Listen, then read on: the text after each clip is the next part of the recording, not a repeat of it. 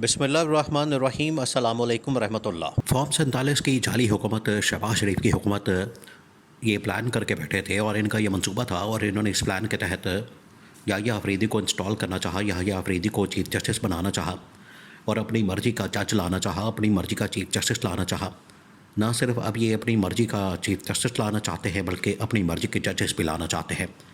जिसकी वजह से ये जजेस की तादाद 17-18 से 19 से बढ़ाकर 25 करना चाहते हैं। पहले 30 करना चाहते थे, अब 25 करना चाहते हैं। तो इनकी कोई समझ नहीं आती, इनका कोई दीन मान नहीं है और इनके पास कोई भी ऐसी बात नहीं है, इनके पास कोई भी ऐसा मामला नहीं है कि ये उसके ऊपर अमल दरामद करके पाकिस्तान को तरक्की और खुशहाली की जानब गामज़न कस के और ये जो सारे इक़दाम करते तो ये जुडिशल रिफॉर्म्स की आड़ में है कि जुडिशल इस्लाहात हम कर रहे हैं, हम अदालती इस्लाहात कर रहे हैं, अदालती इस्लाहात ला रहे हैं, जबकि इसके अंदर जो मकसद छुपा होता है वो होता है इनके अपने इक़्तिदार का, इनके अपनी लालच का, इनके अपने एनारों का, इनके अपनी लूट मार का, उसके तहफ़्फ़ुज़ का। ये असल में पीछे सारी कार्रवाई और वारदात होती है। आगे जो वारदात डाली जाती है उसके पीछे मकसद इनका अपना इक़्तिदार होता है कि किसी तरह से हम अपने इक़्तिदार को बचा लें, किसी तरह से हम अपने इक़्तिदार का तहफ़्फ़ुज़ कर लें। अब इन्होंने एक और हमला किया है, बल्कि हमला जो है आइन के ऊपर और अदलिया के ऊपर तो इनकी जानिब से मुसलसल जारी व सारी है। अब चीफ जस्टिस याहिया अफरीदी जब से चीफ जस्टिस बन गए हैं और उन्होंने तो इस बात का तहिया कर लिया है कि मैंने तो हर हाल में जो पाकिस्तान की अदलिया है उसको बचाना है, उसके इमेज को भी बचाना है, उसकी साख को भी बचाना है, उसकी हैयत को भी बचाना है, उसके तश्कील को भी बचाना है, उसके जजेस को भी बचाना है। इस सिलसिले में chief justice of Pakistan justice Yahya Afridi ने जो आते साथ पहली जो मुलाकातें की उसमें इक़दामात जो है, इक़दामात के ऊपर तो अब बहुत बात हो चुकी है कि याहिया अफरीदी ने कौन से इक़दामात किए। उन्होंने ये इक़दामात किए कि मंसूर अली शाह को भी वापस बुला लिया, उनको उनके ओहदे पर बहाल कर दिया। इसके अलावा जो मणि बख्तर है उनको भी वापस बुला लिया, उनको अपने ओहदे के ऊपर बहाल कर दिया। इसके अलावा जो एक और अहम तरीन ख़बर सामने आई जिसकी वजह से क़यामत बर्पा हो गई हुकूमत के ऊपर, शहबाज हुकूमत के ऊपर, और जो इनका मंसूबा था कि किसी तरह से हम कंट्रोल कर लें, किसी तरह से हम मामलात जो है अपने हाथ में ले लें और अदलिया को कंट्रोल कर लें, अपनी मर्ज़ी के जजेस लगा दें, अपनी मर्ज़ी का चीफ जस्टिस ले आए। ये जो इनका मंसूबा था कि अपनी मर्ज़ी का चीफ जस्टिस और अपने मर्ज़ी के जजेस ला के ये मुकम्मल अदलिया को कंट्रोल कर लेंगे, ये इनके मंसूबे के ऊपर पानी फेर दिया चीफ जस्टिस याहिया अफरीदी ने जब उन 6 जजेस के साथ मुलाकात की जिनका ताल्लुक़ इस्लामाबाद हाई कोर्ट से था और उन्होंने कादी फायज़ ईसा के दौर में ख़त लिखा था और उसके अंदर एग्जीक्यूटिव की यानी हुकूमत वक्त की, यानी ये जो दोनों पार्टीज़ की हुकूमत है, नून लीग की और पीपल्स पार्टी की, शरीफ ख़ानदान की, जरदारी ख़ानदान की जो गवर्नमेंट है और इनके साथ जो इंटेलिजेंस एजेंसीज़ हैं, उनके मुतालिक इन 6 जजेस ने ख़त लिखकर कादी फायज़ ईसा को आगाह किया था कि हमारे काम के अंदर मुदाखलत की जाती है, हमें हरासा किया जाता है, हमारे ऊपर प्रेशर डाला जाता है, हमें दबाव में डाला जाता है, हमें अंडर प्रेशर ला के अपनी मर्ज़ी के फ़ैसले करवाने की कोशिश की जाती है। ये वो मामला था जो कि उन 6 जजेस ने कादी फायज़ ईसा के सामने रखा था, लेकिन कादी फायज़ ईसा उससे बिल्कुल सरफ़े नज़र कर गया, उसको बिल्कुल ही खातर में नहीं लाया, उसको बिल्कुल उसके ऊपर ध्यान नहीं दिया और जानबूझकर कादी फायज़ ईसा ने यह सारा कुछ किया था, क्योंकि कादी फायज़ ईसा की हुकूमत के साथ सेटिंग थी, हुकूमत के साथ तो एक पेज के ऊपर था, हुकूमत के साथ तो उसने मुकमका किया हुआ था, हुकूमत के साथ तो उसने डील की हुई थी, हुकूमत के साथ तो डील करके उसने एक्सटेंशन का प्रोग्राम बना के रखा हुआ था। तो वो ये जजेस को किस तरीके से खातर में ला सकता था, जजेस को उनकी बात को कैसे सुन सकता था, उनकी सुनवाई कैसे कर सकता था। इसलिए कादी फायज़ ईसा की तो समझ आती है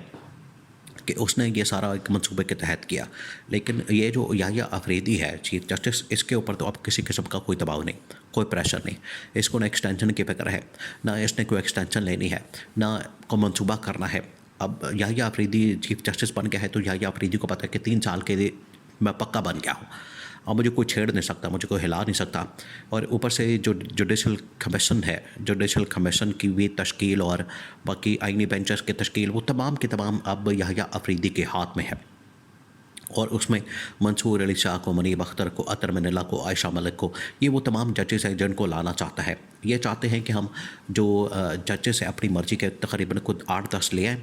और उनमें से सिलेक्शन की जाए और आइनी बेंचेस भी उनके मुताबिक बनाया जाए और जुडिशल कमीशन भी और अदलिया के अंदर जो है हमारे अपने मर्ज़ी के जो जजेस हैं वो फिर रहे हों, उनसे अपनी मर्ज़ी के फ़ैसले करवाएँ। हुकूमत का ये मंसूबा है। और जब लास्ट टाइम अली अमीन गन्नापुर ने इमरान खान के साथ मुलाकात की थी, तो उस मुलाकात के अंदर भी इमरान खान से इस बारे में पूछा गया कि अदलिया के ऊपर इन लोगों ने हमला किया, अदलिया के ऊपर जो है इन लोगों ने एक बार किया, आइन के ऊपर इन लोगों ने हमला किया और उसको तब्दील किया। इमरान खान ने कहा कि इनका मंसूबा यही था, ये कादी पाई जैसा एक फ्रॉड बंदा था, फ्रॉड इलेक्शन करवा रहा था, मैनेजमेंट कर रहा था, हुकूमत की सहूलतकारी कर रहा था। और ये सारे उसके बाद जो फैसले किया कि 8 फरवरी के इलेक्शन को चोरी करके मैंडेट के पटाखा मार के जो तमाम के तमाम उसके बाद फैसले किए गए, वो सिर्फ इस मकसद के लिए किया गया कि एक तो ये जो फ्रॉड है, फ्रॉड इलेक्शन है, 2 नंबर ये उसके अंदर की गई है, चोरी की गई, डाका मारा गया, एक तो उसको बचाया जाए, हुकूमत को जो सर्वाइवल का मसला बना हुआ है, हुकूमत के सर्वाइवल का मुकम्मल बंदोबस्त किया जाए। दूसरा ये कि कादी फाइज़ अपनी एक्सटेंशन के चक्कर में फिर रहा था कि मुझे एक्सटेंशन मिल जाएगी। तो इमरान खान ने कहा कि ये तो पूरा एक प्लान के तहत एक मकमका, एक पूरा एनआरओ इनकी आपस के दरमियान एक पूरा डील वाला मामला था और उसके मुताबिक ये चल रहे थे। तो अब याहिया अफरीदी को हमें बिल्कुल सपोर्ट करना चाहिए। इमरान खान ने अली अमीन गन्नापुर के थ्रू जो है अपनी पार्टी को इस हवाले से बाकायदा कहा है। तो अब याहिया अफरीदी तो बिल्कुल आइन के मुताबिक, कानून के मुताबिक, मेरिट और इंसाफ के मुताबिक फ़ैसला करने के लिए बिल्कुल उसने तहिया कर लिया, कमर कस लिया, उसने बेल्ट राइट कर ली है। उसने कहा है कि मैं अब किसी किस्म के दबाव में नहीं आना और मैं जुडिशल कमीशन भी अपनी मर्ज़ी से बनाऊंगा, क्योंकि ये जब नई आइनी तरमीम हुई है तो आइनी तरमीम के बाद ना सिर्फ जुडिशल कमीशन की तश्कील, जजेस कमेटी की तश्कील, उसके बाद आइनी बेंचेस की तश्कील, तो पूरी की पूरी उसने जो सुप्रीम कोर्ट ऑफ पाकिस्तान है, जो टॉप की अदलिया है, पाकिस्तान की सबसे बड़ी अदलिया है, अदालत है, उसकी पूरी की पूरी हैयत को या उसके खदोखाल को बदल दिया है, उसको मुकम्मल तौर पर बदल के रख दिया है। तो याहिया अफरीदी ने तो इस बात का तहिया कर लिया, ठान ली है, कमर कस ली है और उसने अपने जजेस को पैगाम भी दे दिया है। जजेस ने भी उसकी हिमायत का ऐलान किया।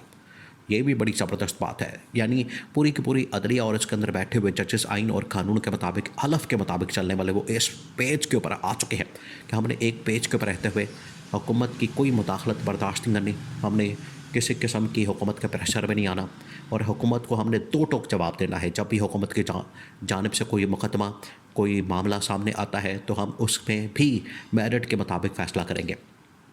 तो ये याहिया अफरीदी का जो पैगाम, याहिया अफरीदी का जो फ़ैसला, याहिया अफरीदी का जो इस वक्त तहिया करना है, वो इस बात का सबूत है कि जो साजिश की नून लीग ने, पीपल्स पार्टी ने अपनी मर्ज़ी का जज लाने की, अपनी मर्ज़ी के जजेस और चीफ जस्टिस लाने की, वो साजिश तो नाकाम हो गई। इनके अरमानों के ऊपर पानी भर गया और सारा पानी किसने फेरा? याहिया अफरीदी ने। तो याहिया अफरीदी को सपोर्ट करने की ज़रूरत है, क्योंकि वो आइन और कानून के मुताबिक फ़ैसले करने के लिए इस वक्त तहिया कर चुका है।